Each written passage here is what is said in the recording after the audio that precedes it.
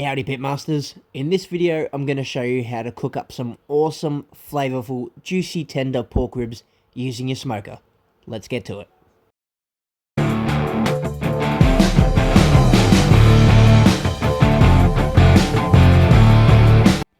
Right, so the first thing you want to do is remove any hanging meat tags. You want to make these ribs look really uniform, and it also gives them a more even cook.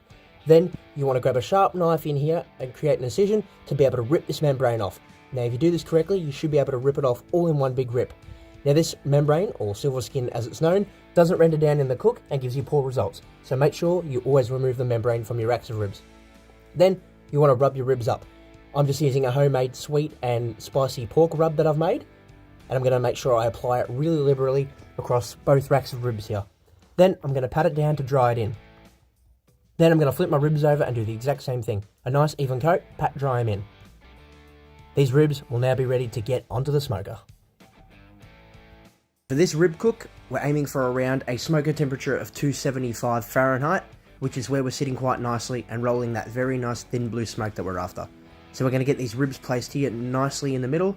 So because we want to be trying to spritz our ribs to keep them moist, stop them from drying out, allow that smoke to penetrate, because smoke attracts to moisture.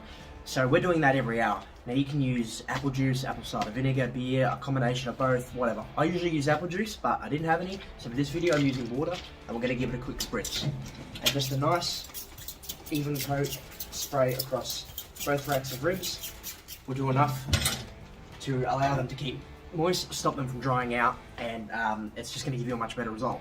So do that every 45 minutes to an hour up until the point where we wrap these ribs at around the 3-4 hour mark. And it's been around another 45 to 50 minutes, so time for another quick spritz. Just a nice even coat spray across both racks of ribs, just like that, and then we'll let these things cook a little longer.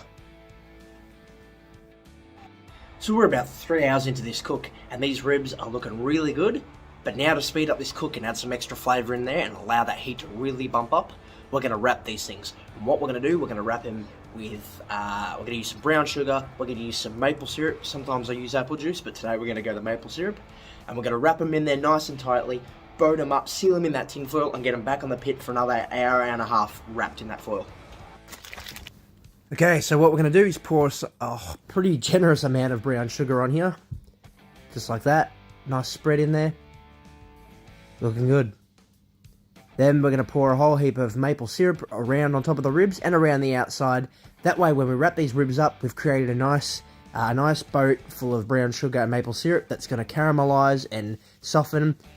And it's going to steam up and evaporate into the meat, and we're just going to get this really nice, juicy, flavorful result. So back onto the pit for another hour.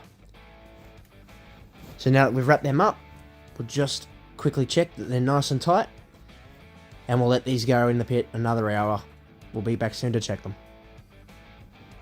Alright, so after being wrapped for about an hour, these things are ready to get sauced up for the next 15 to 20 minutes of their cook. So rather than unwrap them completely, we're going to roll the tin foil around the outside like this to boat it.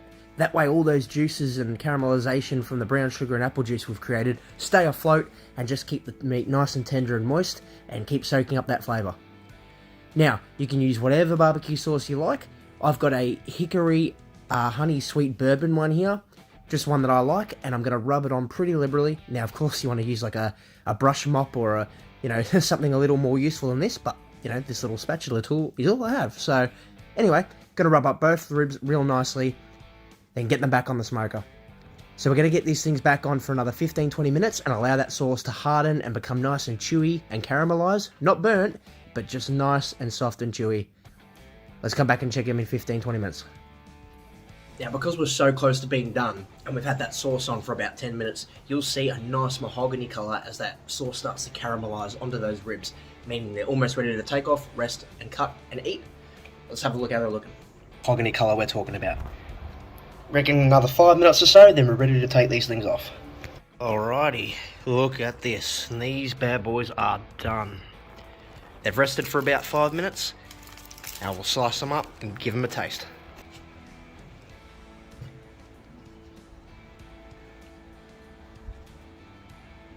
Look at that. Woo!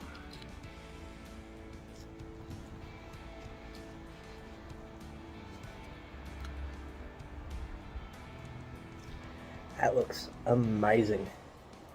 Let's try it out.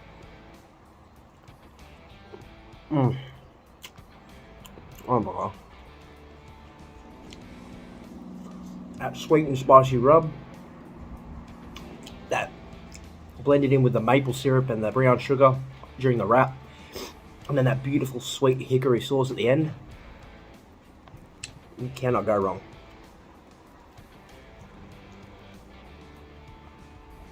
That was a perfect result. There you have it. That's how you do ribs on an offset smoker. Cheers.